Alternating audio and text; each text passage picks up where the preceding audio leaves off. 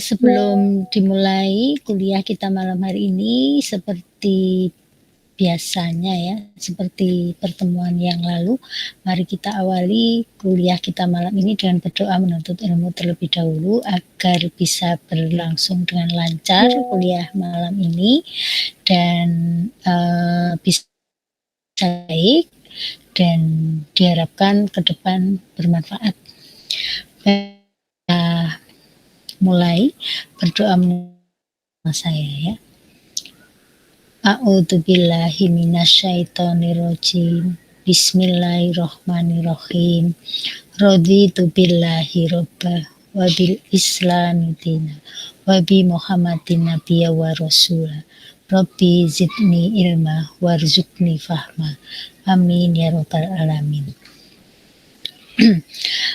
Sebagaimana saya umumkan di grup WA ya, hari ini tidak jadi ada kuis karena setelah kita diskusi dengan Pak Lukman dan Bu Dian Kinayung dari kelas lain itu dari hasil diskusi, kuis akan dilakukan pada pertemuan ketiga saja begitu. Jadi ilmu yang dipelajari pada malam hari ini itu sudah sempat mengendap begitu ya, sehingga diharapkan sudah lebih bisa difahami begitu. Jadi dilaksanakan di pertemuan ketiga minggu depan, tapi di jam awal gitu ya. Jadi begitu kita buka langsung dengan kuis ya, baru dilanjutkan materi tentang analisis fungsi. Jadi mohon mungkin nanti kedatangan teman-teman tidak ada yang terlambat lama ya, karena kuis ada batasan waktunya begitu. Dan tolong disiapkan untuk kelancaran pengerjaan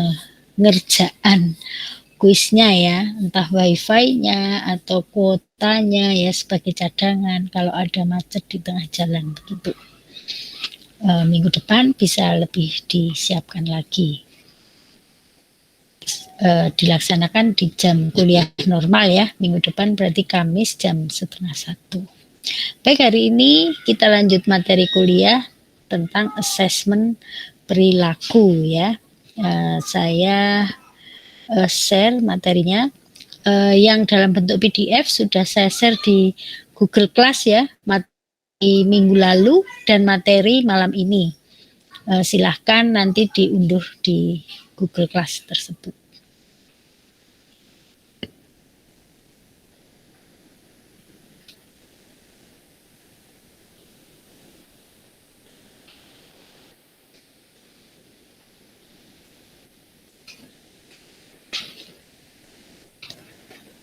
Apakah sudah kelihatan? Sudah Ibu. Oke, baik. Malam ini kita bahas tentang assessment perilaku dalam modifikasi perilaku ya. Nah, apa sih definisi assessment perilaku itu? Assessment perilaku adalah langkah awal dalam modifikasi perilaku dengan mengumpulkan data mengenai target behavior melalui pengukuran ya. Jadi upaya dalam mengumpulkan data tentang perilaku yang ingin dirubah ya, seperti yang saya jelaskan minggu lalu. Jadi perilaku target itu adalah perilaku yang akan dirubah gitu ya, perilaku yang dianggap adaptif gitu. Nah, itu melalui dengan beberapa pengukuran, yaitu ada direct assessment dan indirect assessment. Itulah yang dinamakan assessment perilaku ya. Nah, sebelum kita membahas terkait assessment perilaku, maka perlu kita pahami dulu apa sih tujuan dari modifikasi perilaku. Kalau tidak salah minggu lalu sudah pernah kita bahas ya. Jadi tujuan dari modifikasi perilaku itu mengubah perilaku maladaptif supaya menjadi adaptif. Nah, adaptif tidak adaptif itu relatif, tergantung konteksnya ya, tergantung konteks di sini, tergantung norma yang ada di masyarakat sekitar. Misalnya makan ya, kemarin saya contohkan, makan itu sebetulnya adaptif. Justru kalau tidak makan, itu menjadi tidak adaptif ya, karena terus jadi sakit misalnya. Tapi bisa menjadi maladaptif kalau kekurangan atau kalau berlebihan. Berlebihan bisa menjadi obesitas. Nah, menjadi maladaptif atau kurang. Diet yang sangat ketat. Sehari hanya makan biskuit 1. Misalnya ya, biskuit Marie Regal atau apa itu cuma 1 sehari. Nah, akhirnya pingsan, dibawa ke dokter, diagnosa dokter kurang gizi. Itu menjadi maladaptif. Atau kalau yang berkaitan dengan norma, makan itu tidak boleh kecap. Nah, ini makannya kecap bunyinya kenceng gitu ya. Itu jadi maladaptif ya, sehingga itu perlu dikurangi. Nah, minggu yang lalu sudah kita bahas juga bahwa dalam modifikasi perilaku itu ada 3 kalau minggu lalu baru kita bahas yang 2 macam ya, perilaku yang akan dirubah atau perilaku maladaptif. Nah, itu ada 3 macam perilaku maladaptif. Selain perilaku yang berlebihan sehingga perlu dikurangi, berlebihan itu eksesif sehingga perlu dikurangi, dan perilaku defisit atau kurang yang harus ditingkatkan, juga ada perilaku anomali itu perilaku yang tidak sesuai dengan norma yang ada sekitarnya.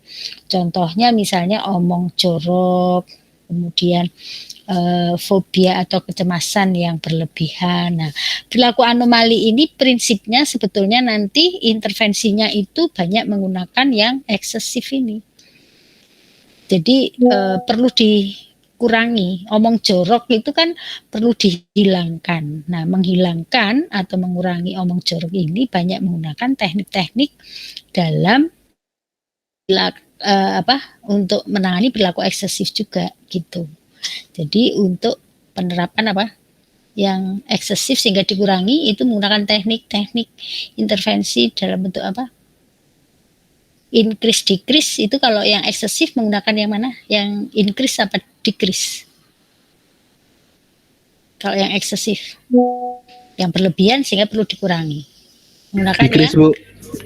Decrease ya, menggunakan teknik-teknik decrease ya. Nah, anomali juga begitu. Anomali nanti banyak teknik intervensi yang digunakan adalah teknik-teknik decrease ya, gitu.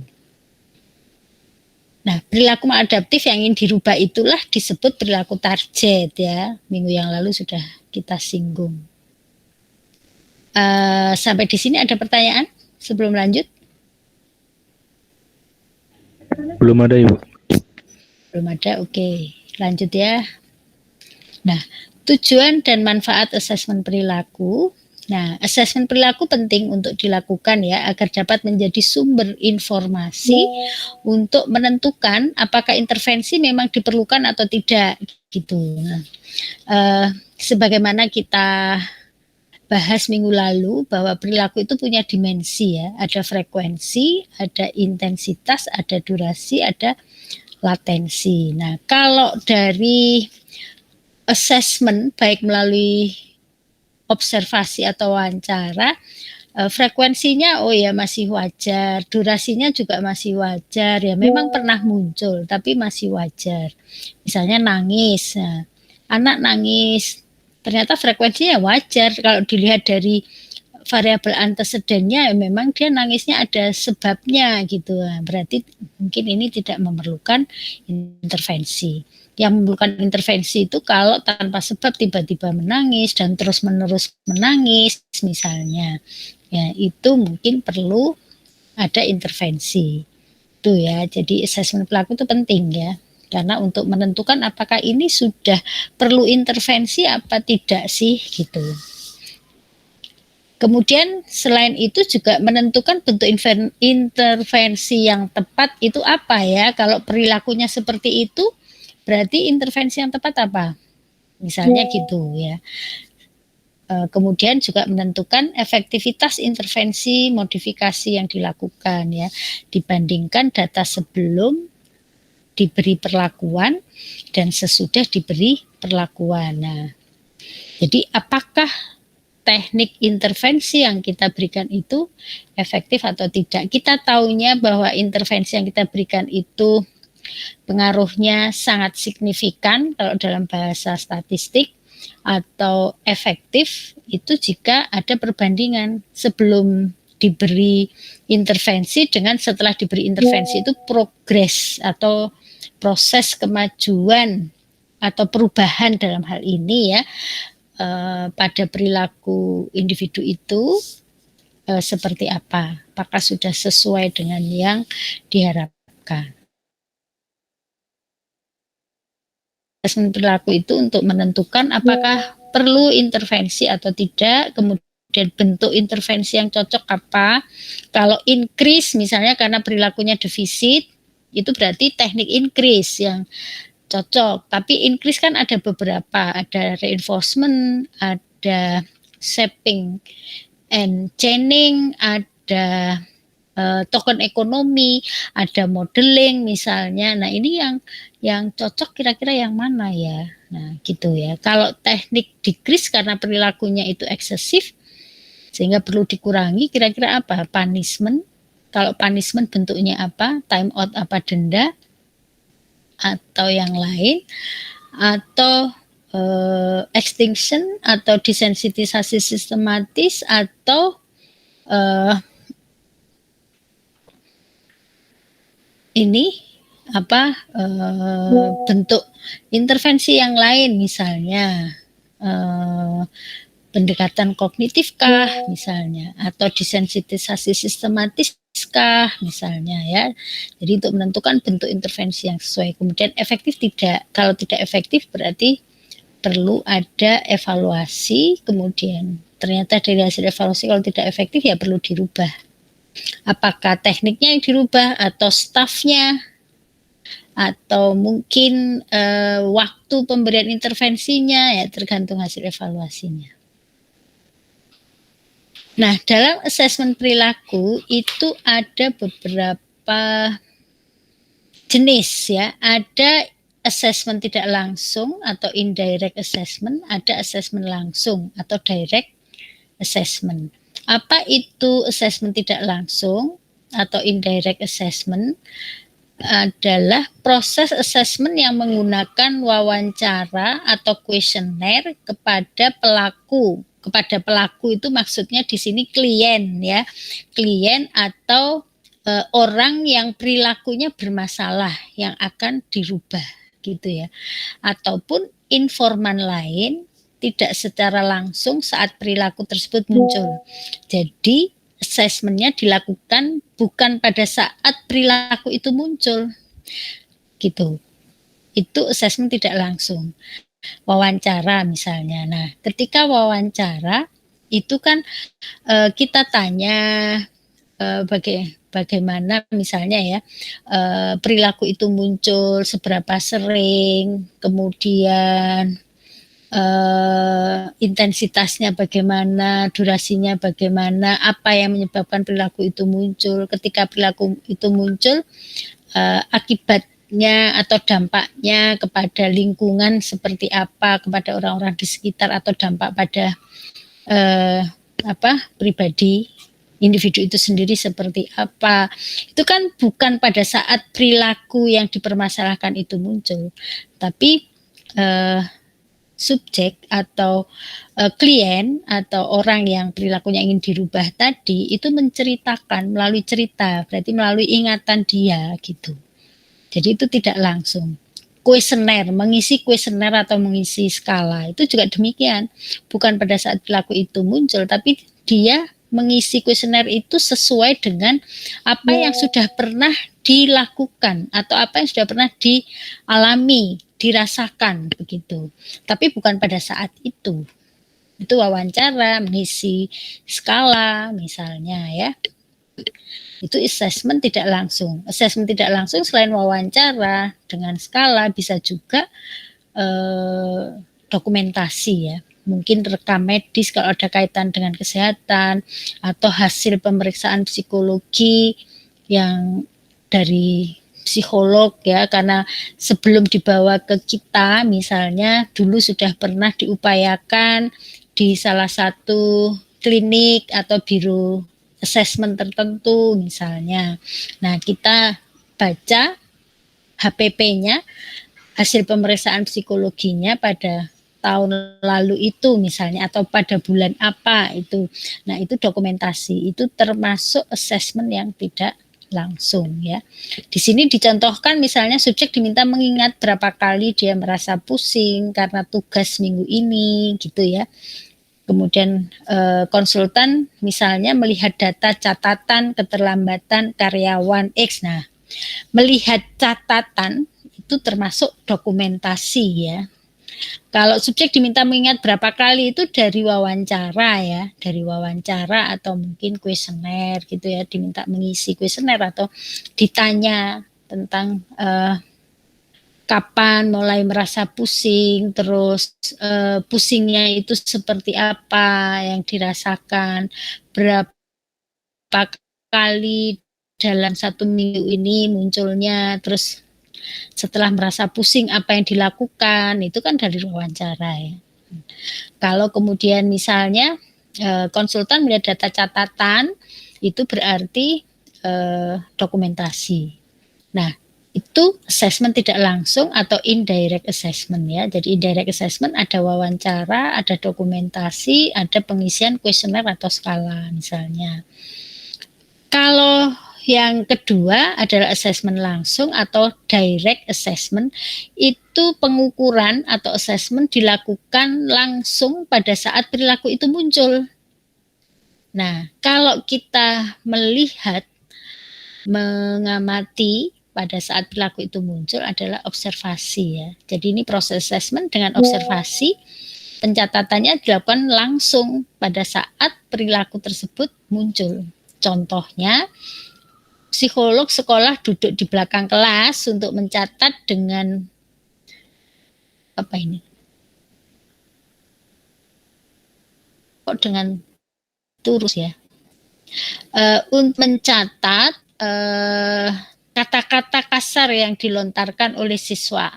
Misalnya ya ada keluhan dari guru misalnya ya, ini siswa saya itu sering sekali berkata kasar ya gitu.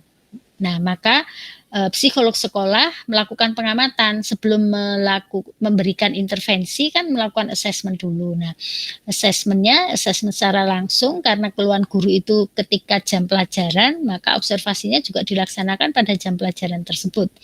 Nah, secara langsung muncul tidak pada waktu itu. Kalau muncul misalnya yang diobservasi tidak hanya perilakunya saja, tapi mengapa anak itu berkata-kata kasar, situasi kelasnya seperti apa, itu variabel antecedent ya, itu yang akan kita bahas minggu depan.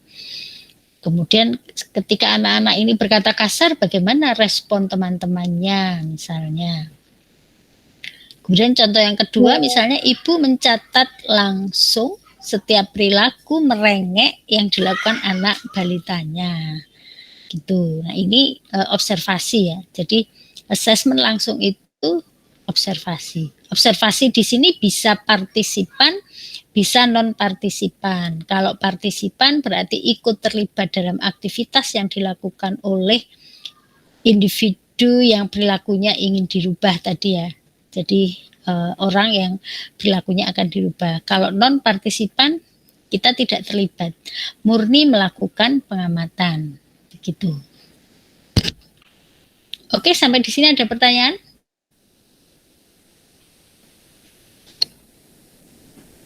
Penjelasan saya bisa difahami?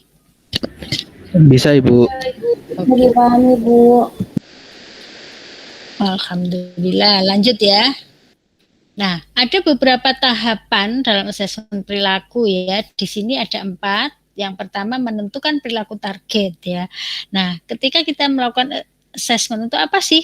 Melakukan assessment tadi ya, antara lain untuk menentukan perilaku target. Apa itu perilaku target atau target behavior? Itu adalah perilaku yang akan dirubah gitu ya, menjadi sasaran intervensi. Itu pertama. Kemudian kalau sudah ditentukan perilaku targetnya, kemudian kita tentukan siapa observernya, siapa yang akan melakukan pencatatan di sini? Apakah psikolognya sendiri atau minta bantuan asisten atau gurunya atau orang tuanya misalnya atau atasannya kalau itu karyawan misalnya atau temannya misalnya. Kemudian menentukan lokasi dan waktu pencatatan di mana kita lakukan pencatatan, apakah setting natural ya, kalau tadi misalnya keluhan guru di kelas, anak atau siswanya berkata kasar, lokasinya di kelas ya, setting natural. Kemudian waktunya kapan ya? Waktunya pada jam pelajaran guru yang mengeluhkan itu, apakah jam ketiga atau jam keempat misalnya, atau jam pertama, nah jam berapa itu misalnya. Kemudian menentukan instrumen pencatatan, alat yang digunakan untuk melakukan pencatatan, mungkin kertas atau buku berisi tabel-tabel terkait dengan pencatatan itu ya, misalnya tanggal, terus kalau durasi berarti ya berapa menitnya, kemudian perilakunya apa misalnya, kemudian durasinya berapa menit atau berapa detiknya, berisi tabel-tabel itu ya, apakah kertas itu, kemudian kita mencatat itu berarti kertas berisi tabel-tabel atau kertas kosong yang akan kita gunakan untuk mencatat ya, apakah kita tinggal centang-centang ya, apakah menggunakan model checklist atau anecdotal record. Kalau anecdotal record kita mencatat ya, berarti perilaku itu. Berarti kertas bullpoint misalnya, atau menggunakan alat perekam, itu instrumen pencatatan. Memungkinkan tidak ya gitu, atau pakai CCTV, kemudian kita mengamatinya di ruang monitor, atau ini ya tadi dengan kertas kecil terus kita lakukan coding misalnya. Nah itu instrumen pencatatan, itu kaitannya dengan alat bantu ketika kita melakukan observasi. Kalau wawancara ya alat bantu untuk melakukan wawancara ya, bisa pena, block note untuk mencatat, atau menggunakan perekam misalnya.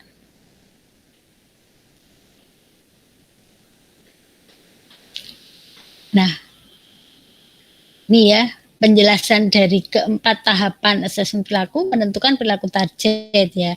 Perilaku yang ingin dimodifikasi disebut perilaku target, ini sudah. Nah, ketika mendapatkan keluhan mengenai perilaku yang ingin dirubah, maka seorang praktisi modifikasi perilaku harus jeli ya menentukan definisi perilaku tersebut. Nah, praktisi modifikasi perilaku tidak boleh terjebak kepada label. Sebagaimana kita jelaskan di minggu lalu, perilaku dalam modifikasi perilaku itu harus didefinisikan secara operasional ya. Nah, di sini misalnya seorang guru mengeluhkan salah satu siswanya yang susah diatur. Nah, ini belum operasional gitu. Maka praktisi tersebut harus mendefinisikan secara operasional yang dimaksud susah diatur itu seperti apa. Nah, ini harus kita tanya lebih detail kepada gurunya itu, yang dimaksud susah diatur seperti apa, Ibu? Apakah ketika disuruh maju ke depan dia tidak mau? Apakah dia banyak omong? Apakah dia banyak jalan-jalan? Ketika ditegur tetap melakukan aktivitas, tidak berhenti misalnya. Nah, susah diaturnya seperti apa? Itu harus didefinisikan. Karena susah diatur untuk anak satu dengan anak lainnya itu berbeda. Gitu ya. Jadi di sini dalam modifikasi perilaku tidak mau susah diatur gitu aja, itu masih abstrak. Jadi harus konkret, deskriptif ya. Maka guru tersebut meminta kita untuk membantu modifikasi perilaku anak tersebut, kita harus mendefinisikan. Nah, ketika kita melakukan wawancara kepada gurunya, ya kita harus tanyakan itu. yang dimaksud susah diatur bagaimana Ibu perilakunya? Deskripsi perilakunya seperti apa? Kemudian kita melakukan observasi juga, benar nggak ya yang disampaikan oleh gurunya itu, gitu. Sehingga nanti lebih mudah untuk diukur kalau perilakunya itu jelas. Bisa dibandingkan sebelum diberi intervensi dengan setelah diintervensi, gitu. Nah, karakteristik perilaku ini sudah kita bahas pada minggu lalu ya. Dalam modifikasi perilaku, itu perilaku yang dikeluhkan harus dioperasionalkan. Ini kaitannya dengan definisi operasional tadi ya. Contoh, si X suka marah-marah, tadi susah diatur. Nah, ini suka marah-marah, ini belum operasional. Maka harus kita operasionalkan. Yang dimaksud suka marah-marah itu seperti apa? Nah, yang bawah ini yang lebih operasional ya. Si X setiap hari selalu berteriak kepada teman dan gurunya dengan suara yang keras sambil memukul-mukul meja misalnya. Hal ini dilakukan setidaknya 4 kali sehari. Jadi ini dimensi perilaku juga sudah muncul, kemudian deskripsi perilakunya juga ada. Marah-marahnya seperti apa ini? Gitu. Oh, marahnya itu dia berteriak kepada teman dan gurunya sambil memukul-mukul meja gitu, dan frekuensinya 4 kali, durasinya dalam sehari itu munculnya 4 kali gitu. Dalam sehari itu maksudnya kalau ini konteksnya di sekolah berarti dalam sehari itu berapa jam?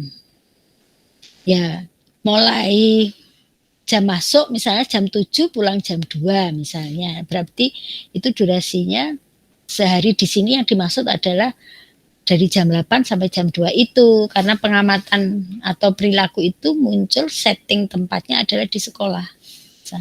Itu akan lebih ini lagi ya, lebih detail lagi gitu.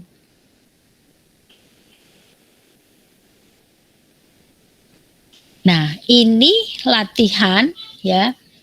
Buatlah definisi operasional dari label perilaku di bawah ini, dikumpulkan minggu depan. Ya, atau bukan minggu depan ya, dikumpulkan kapan ya? Di Google Class, mungkin nanti minta tolong Mbak Lisa ya. Dibuatkan ruang maksimal kapan dikumpulkan? Senin begitu. Ini tugas kelompok aja. Membuat definisi operasional, apa sih yang dimaksud tantrum, kemudian agresif verbal, pencemas, maaf,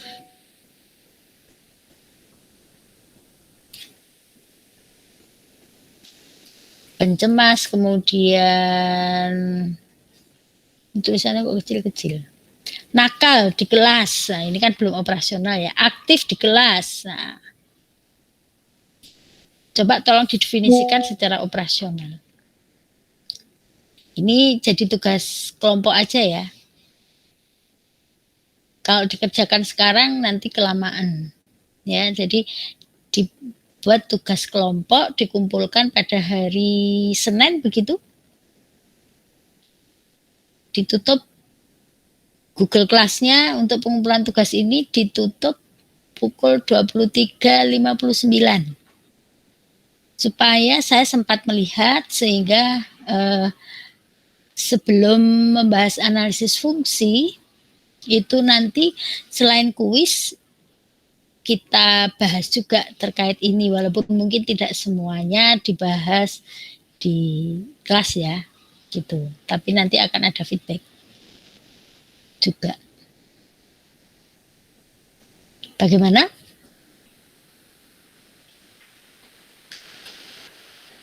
Coba diwakili ketua kelas. Boleh. Gitu ya, tugas kelompok ya. Coba tolong buat definisi operasional ya. Apa itu tantrum, apa itu agresi verbal, apa pencemas, kemudian nakal di kelas. Nah, bukan definisi konseptual loh ya. Kalau definisi konseptual itu terkait dengan teori menurut ahli. Tapi kalau operasional itu ya deskripsi perilaku dari individu itu yang dimaksud tantrum itu misalnya seperti apa. Tapi untuk bisa membuat definisi operasional tentu kita harus paham definisi konseptualnya juga. Jadi kita juga harus mengacu teorinya. Kemudian kita lebih detailkan. Kan sudah pada mengambil observasi wawancara, tentunya sudah paham terkait itu ya. Baik, ini buat tugas kelompok ya. Sekarang kita lanjut. Nah, dimensi perilaku dalam modifikasi perilaku itu ada 4 ya, sudah kita bahas pada minggu lalu, yaitu ada frekuensi, seberapa sering perilaku muncul dalam rentang waktu tertentu, misalnya di sini contohnya merokok 12 batang setiap hari. Nah, ini berarti selain frekuensi juga durasi ya, setiap hari. Kemudian durasi itu lamanya perilaku berlangsung, misalnya menonton YouTube selama 3 jam. Atau mungkin malah lebih ya dari 3 jam dalam sehari misalnya. Intensitas atau magnitude itu kekuatan atau seberapa besar energi yang digunakan untuk mengeluarkan perilaku tersebut. Contohnya Rudi memukul temannya hingga kulit temannya membiru. Gitu, itu intensitas ya. Kemudian kalau yang mungkin tidak bisa dihitung tapi tetap bisa diukur dengan menggunakan skala ya. Misalnya terkait rasa takut, misalnya ya, sangat takut pada cicak. Nah, ini diukur dengan skala 1 sampai 100, itu ada di skala berapa angkanya? Oh, sangat takut pada cicak itu di skala 90. Nah, berarti ini istilahnya sangat takut banget gitu ya. Karena sudah mendekati 100. Nah, kalau 50 ya berarti ketakutannya tidak, ya takut tapi mungkin tidak terlalu gitu. Kalau digambarkan secara kualitatif mungkin ketakutannya kalau yang 90 itu sudah sampai mungkin hampir pingsan gitu ya. Sampai kaku, sampai nggak bisa bergerak, keluar keringat dingin, jantung berdebar-debar misalnya gitu. Kemudian latensi, seberapa cepat kemunculan perilaku dari stimulus. Nah, contoh misalnya setiap mendengar suara guru X selang sekitar 5 menit, Irfan merasa mual dan mengeluarkan keringat dingin karena saking takutnya ya. Gitu. Loh, di sebelah kok seperti ada guru X gitu. Karena guru X ini mungkin pernah marah ya pada Irfan sehingga itu terngiang-ngiang. Sehingga ketika mendengar suaranya saja selang 5 menit sudah merasa mual, mengeluarkan keringat dingin misalnya. Itu latensi. Kemudian yang kedua tadi, yang pertama menentukan perilaku target, yang kedua menentukan observernya, pencatatnya, siapa di sini. Nah, pencatatan perilaku itu dapat dilakukan oleh orang lain atau observer gitu ya, orang selain klien itu gitu ya, selain orang yang perilakunya akan dirubah. Dalam hal ini bisa guru, bisa orang tua, bisa psikolognya sendiri, bisa asisten psikolog misalnya, bisa teman dari klien itu kalau observer ya. Nah, tapi ini kalau di sini dicontohkan misalnya tadi ya, praktisi atau psikolog sekolah yang melakukan pencatatan perilaku di kelas, nah, atau gurunya misalnya, itu observer ya. Atau bisa juga self monitoring ya, pencatatan dilakukan sendiri oleh orang yang perilakunya bermasalah, perilakunya dipermasalahkan tadi yang ingin dirubah.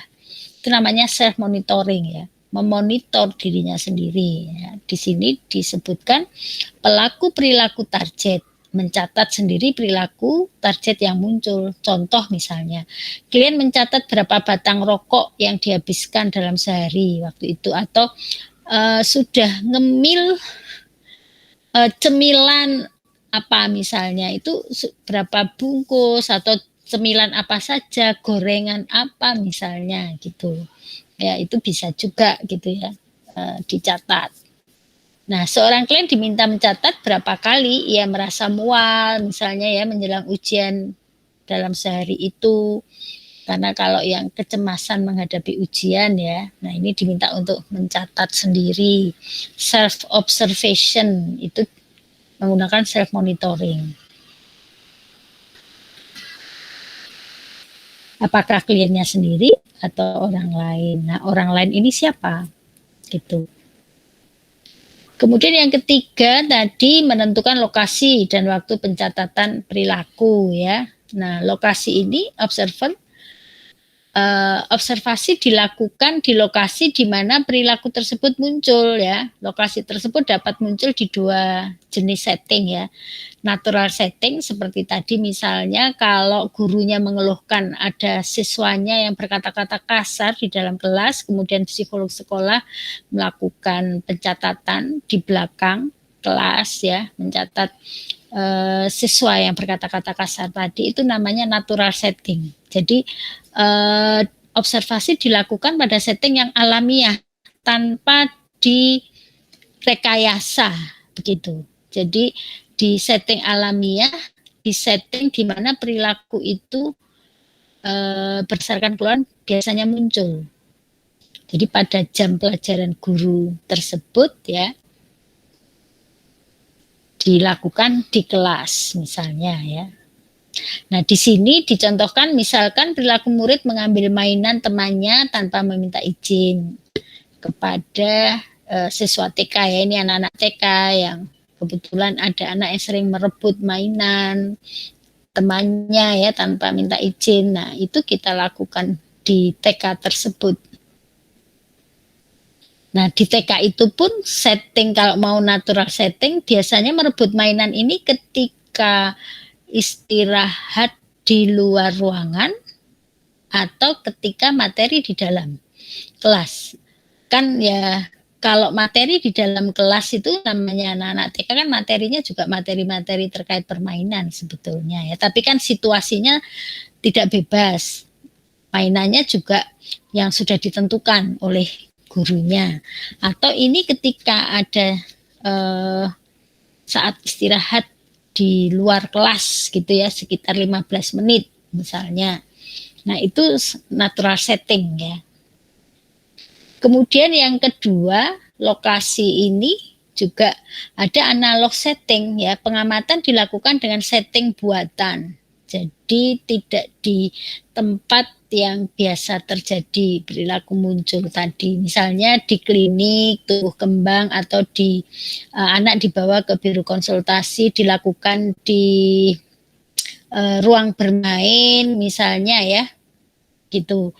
Kemudian di situ kalau yang tadi suka main merebut mainan temannya, nah di ruang bermain itu juga ada anak lain yang sebaya dengan dia.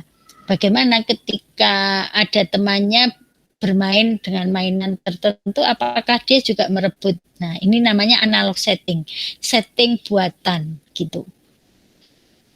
Kalau natural setting ya perilaku itu apa ya? Di setting yang sesungguhnya real gitu. Kalau ini kan di biru konsultasi, kemudian memang kita buat suasana atau settingnya itu ada beberapa mainan, kemudian ada teman sebayanya, anak sebaya lain, misalnya klien lain yang sebaya, kemudian sama-sama diajak ke ruang bermain. Nah, anak yang suka merebut mainan ini responnya gimana ketika ada teman sebaya di situ juga sedang bermain? Apakah dia juga merebut misalnya? Itu analog setting. Ada pertanyaan sampai di sini sebelum lanjut? Saya izin bertanya, Bu. Ya, silakan. Untuk di bagian natural setting itu apakah yang mau observasi itu psikolognya sendiri atau emang boleh orang lain, Bu? Nah, Ini kalau natural setting boleh psikolognya sendiri, boleh orang lain. Kalau orang lain itu harus ada briefing dulu ya, apa saja yang perlu dicatat gitu. Karena begini, misalnya kalau kebetulan anak ini pernah dibawa ke salah satu biro konsultasi gitu ya, dan sudah ketemu dengan psikolognya. Terus dengan keluhan tadi, misalnya suka berkata-kata kasar. Nah, kemudian psikolognya datang ke kelas itu karena anak ini tahu bahwa oh ini kan yang di tempat itu gitu. Nah, sehingga dikhawatirkan nanti perilakunya menjadi tidak natural gitu karena dia tahu bahwa psikolog itu datang di kelas itu karena perilaku dia misalnya, sehingga nanti nggak natural lagi.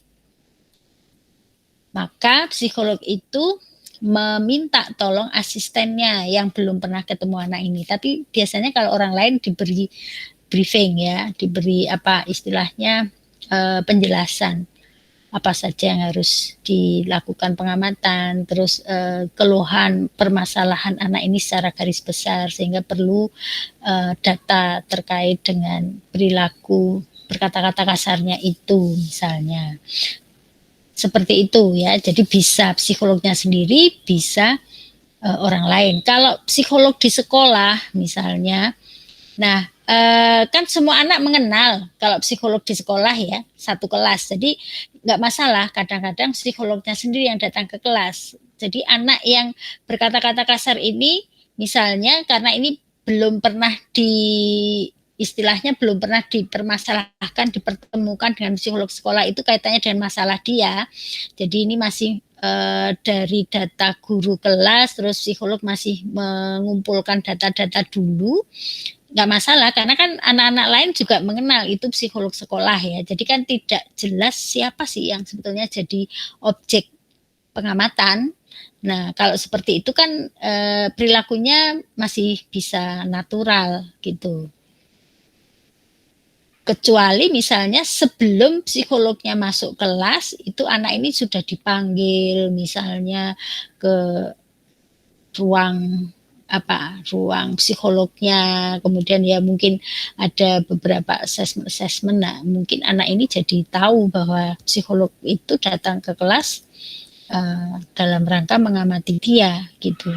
Tapi biasanya pengamatan itu dilakukan di awal ya sebelum anak ini dibawa ke psikolog tersebut. Jadi psikolog sudah mengumpulkan data-data itu gitu.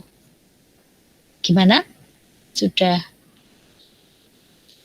jelas? Sudah jelas Ibu. Terima kasih Ibu. Kurang puas dengan ya, lopet. Ada lagi yang lain?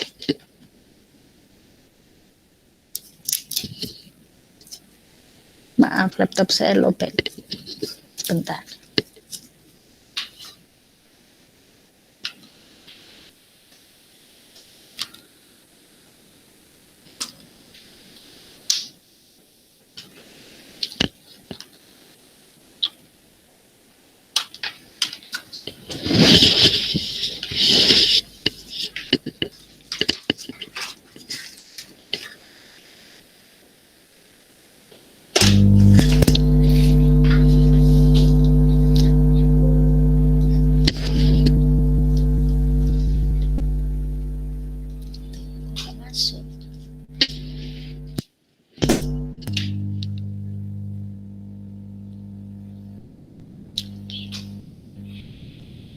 Oke, kalau tidak ada lagi yang bertanya, kita lanjutkan ya.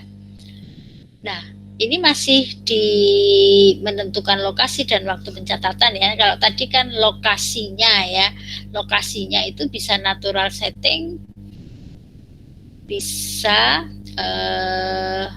analog setting ya. Analog setting itu setting yang memang sengaja dibuat atau direkayasa gitu ya. Kalau observasi itu istilahnya eksperimen observation gitu ya, observasi eksperimen. Nah, sekarang terkait dengan waktu ya, waktu observasi dipilih sesuai jenis perilaku target. Nah, ini ada 3 macam ya. Bisa continuous recording, jadi bisa terus menerus ya, pencatatan itu dilakukan terus menerus dalam 1 hari ya. Nah, perilaku diukur dan diamati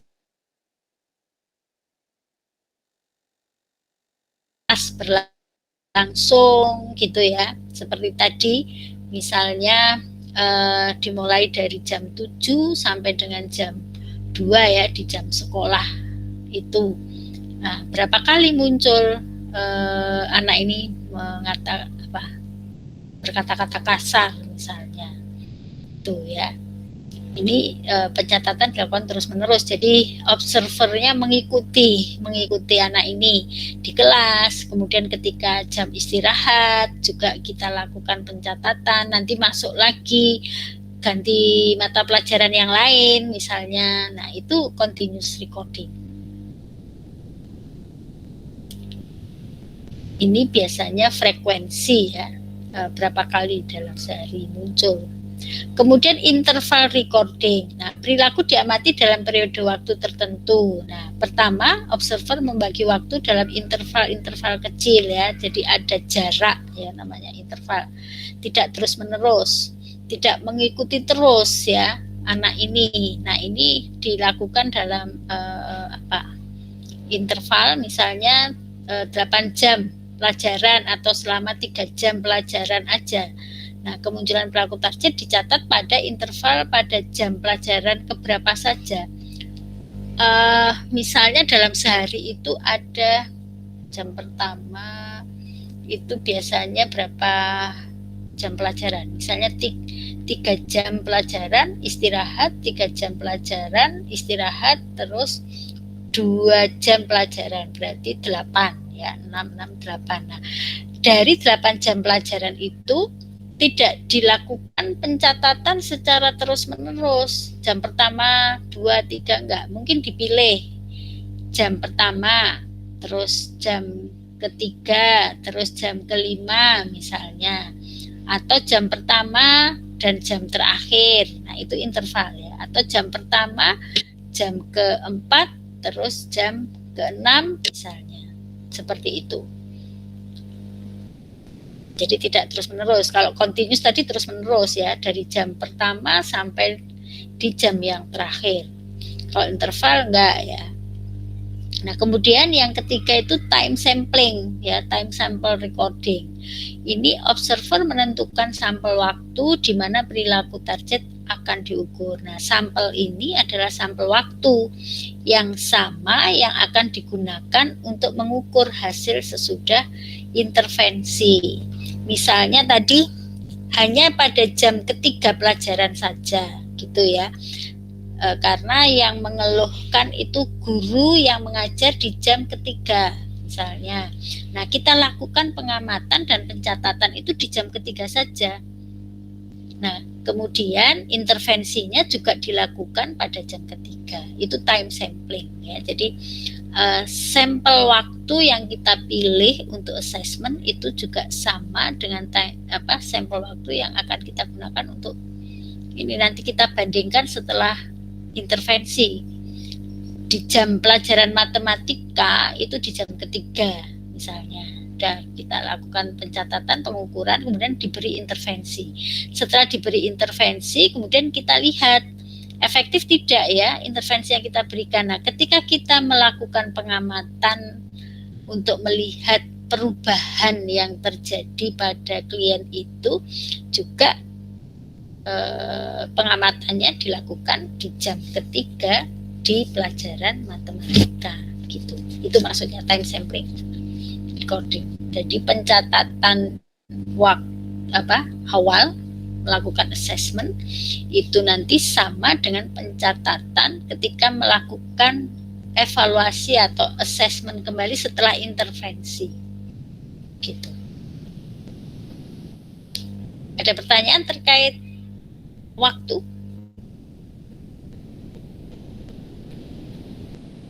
Cukup jelas? Oke, Insya Allah cukup, jelas, Bu. lanjut ya. Nah, alhamdulillah. Sekarang yang terakhir alat pencatatan perilaku tadi sudah saya jelaskan juga ya. Jadi di sini setelah perilaku target, metode assessment yang kita pilih gitu ya, terus lokasi, tempat, observernya sudah ditentukan, maka kita menentukan apa ya alat atau instrumen pencatatannya, alat bantu yang kita butuhkan gitu ya.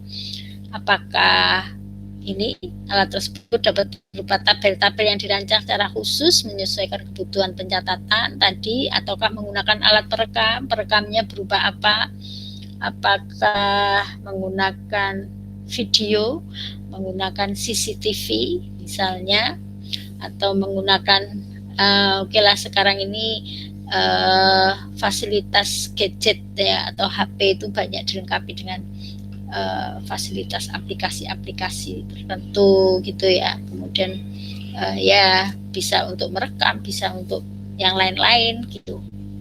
Apakah menggunakan itu? Nah, itu kita tentukan. Ini salah satu contoh tabel-tabel pencatatan kalau kita mau melihat durasi dari perilaku. Jadi di sini ada nama, kemudian ada observernya siapa, kemudian definisi dari perilaku target yang diamati, itu ya, itu apa. Nah di sini bisa terlihat ya, date tanggalnya, tanggal berapa, terus ini kan dalam satu hari munculnya itu kapan misalnya. Nah ini ya berapa menit dicatat di sini. Itu kalau durasi. Ini frekuensi ya. Kalau tadi misalnya berapa kali dalam sehari misalnya ya, muncul satu, kita gunakan apa kayak centang, ini centang tanggal hari ini tanggal 26 September ya.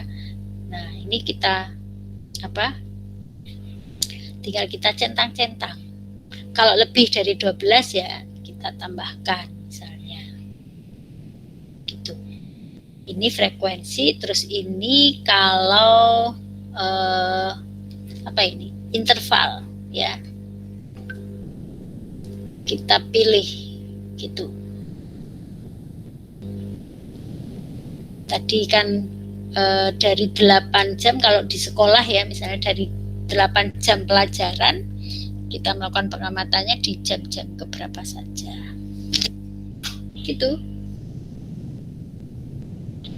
Sudah selesai. Minggu depan next meeting analisis fungsi.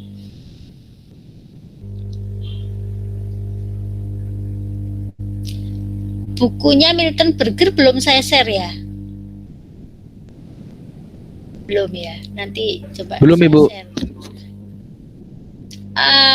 Ini kelas ini kan sudah tahu kan kalau ada 9 kelompok untuk presentasi. Halo? Sudah, Ibu. Sudah, Kan, Bu. Oke. Nanti saya share di Google Class ya bukunya. Karena kan nanti yang dipresentasikan itu materi yang ada di bukunya Milton Berger ya. Mungkin untuk contohnya Anda bisa menggunakan contoh-contoh yang mungkin Anda jumpai dalam kehidupan sehari-hari di sekitar Anda misalnya. Tapi teorinya dari Milton Berger. Ada pertanyaan? Tidak ada? Alhamdulillah ya. Ini jam, kita harusnya selesai jam 8.40. Ini jam berapa ini? 8:09 menit. Tidak ada? Cukup jelas penjelasan saya? Insya Allah cukup, Ibu. Oke. Baik, sekarang kita lakukan presensi.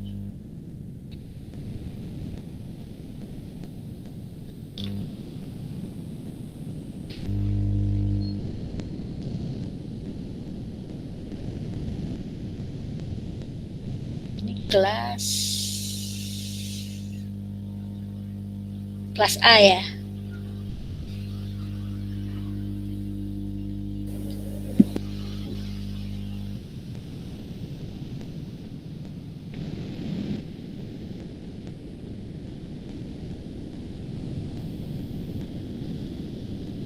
Ini daring kok ya kita.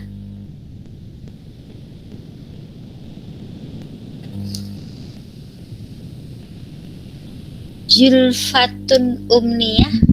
Hadir, Bu.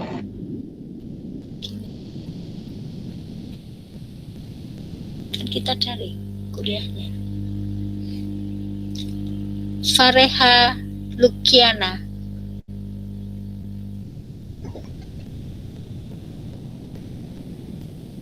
Fareha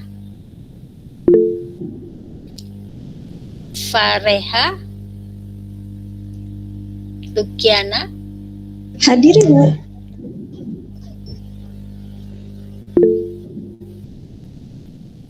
Faiza Isnaini. Hadir, Bu.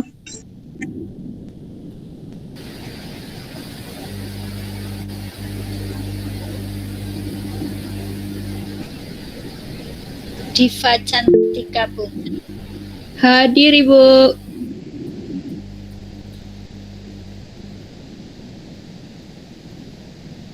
Kun Amin Hasanah. Hadir, Ibu. Kun Amin. Hadir, Bu. Lutfi Alvarez. Hadir, Bu. Hazel Bayu. Hadir, Bu. Hazel Bayu. Hadir, Farid Bu. Nur Afrizal.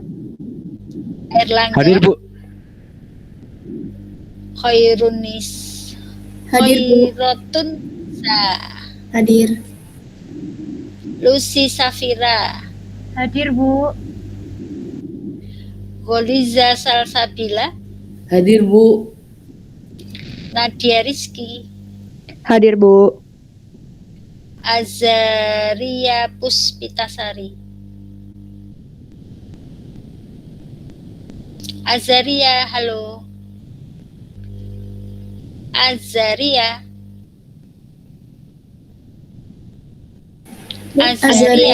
Azaria sakit, Bu. Mungkin tadi udah chat ke Ibu atau belum? Sebentar, tak lihat ya.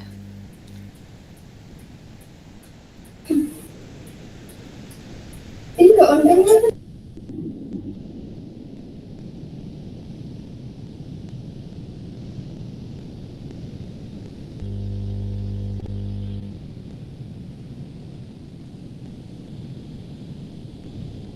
Nggak ada tuh.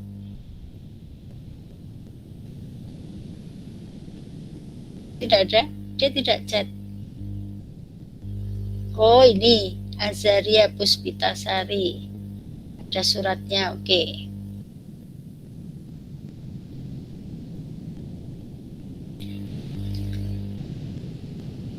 Azaria.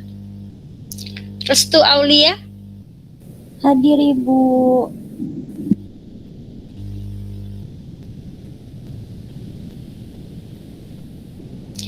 Fiska Neftia. Hadir, Bu.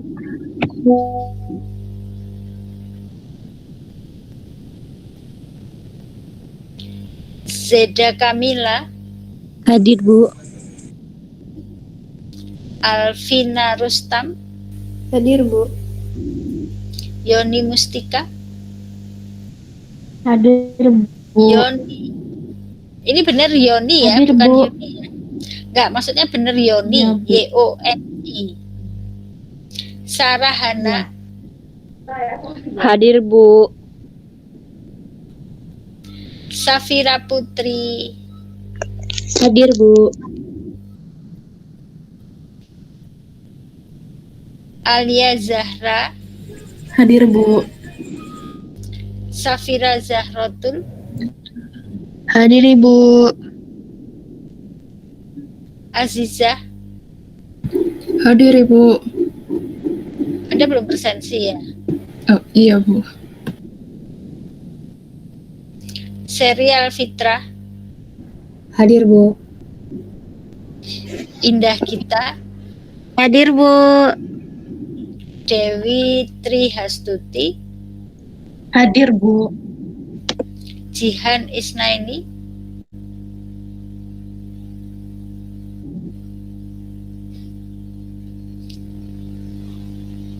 Jihan Isnaini,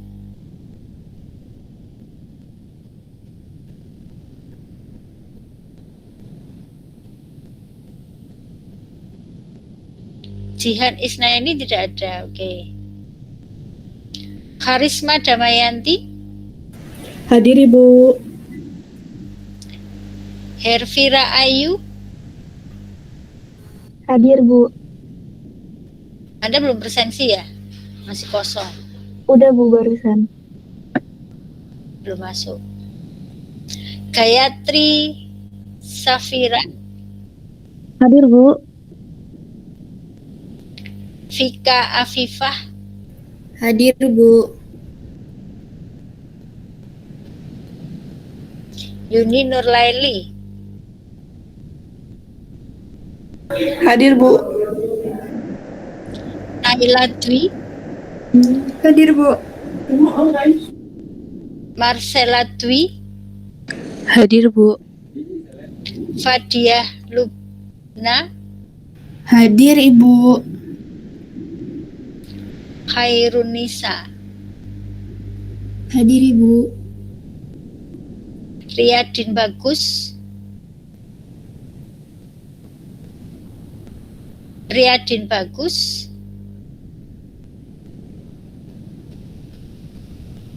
Riyadin Bagus tidak ada. Oke. Aisyah Indah, Hadir, Ibu. Dinda Zahra Aziza, Dinda hadir, Bu. Marfuatul Alia, Hadir, Ibu. Siska Julistiani,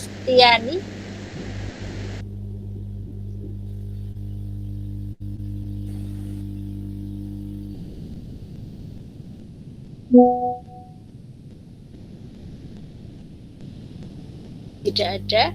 Indi Agustin, Indi hadir, Bu. Dina, Hadir, Bu.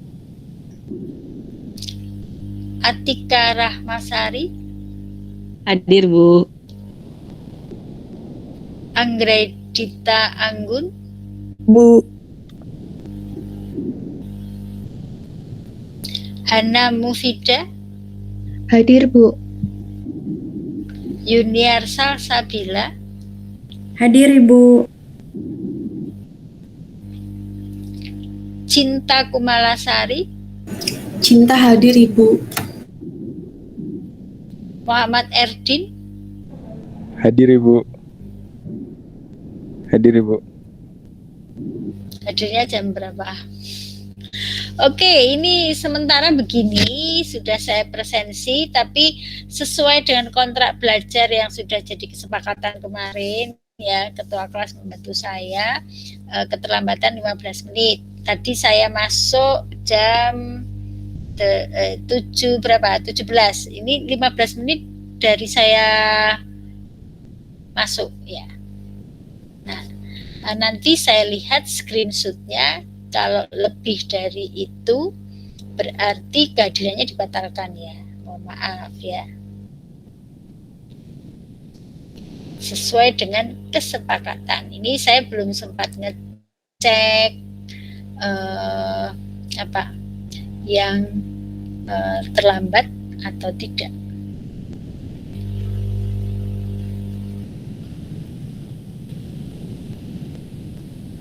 Kok terus pada diam ya?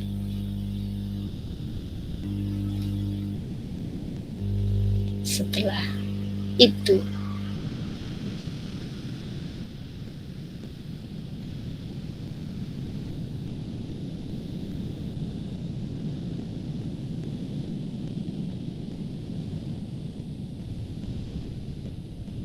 ini pada jam 19.30 ada 45 peserta ya.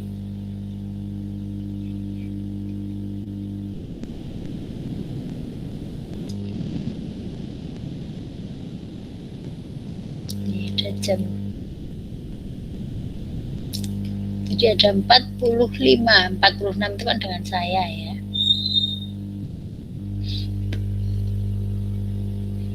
Data namanya ada.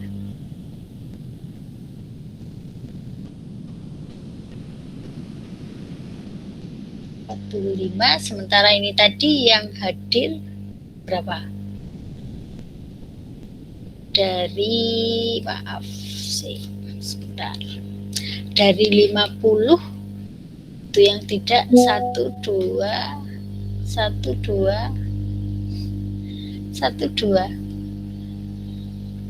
hanya 2 orang, berarti ada 48. Padahal sampai dengan jam 19.30 itu ketua kelas sudah memberikan toleransi ya. Kalau dari jam 19 berarti kan jam 19.15, tapi karena saya tadi masuknya 19.17 berarti 19, kalau 15 menit ya 32 gitu ya. Nah ini screenshotnya sampai dengan 19.31 gitu. Itu kalau di data ada 46 itu kan dengan saya berarti 45. Berarti yang 3 tadi terlambat. Hadirnya di jam berapa? Mohon maaf ya karena ini sudah jadi kesepakatan, nanti saya lihat di screenshotnya siapa yang namanya tidak tercantum pada saat sampai dengan jam 19.31. Bagaimana?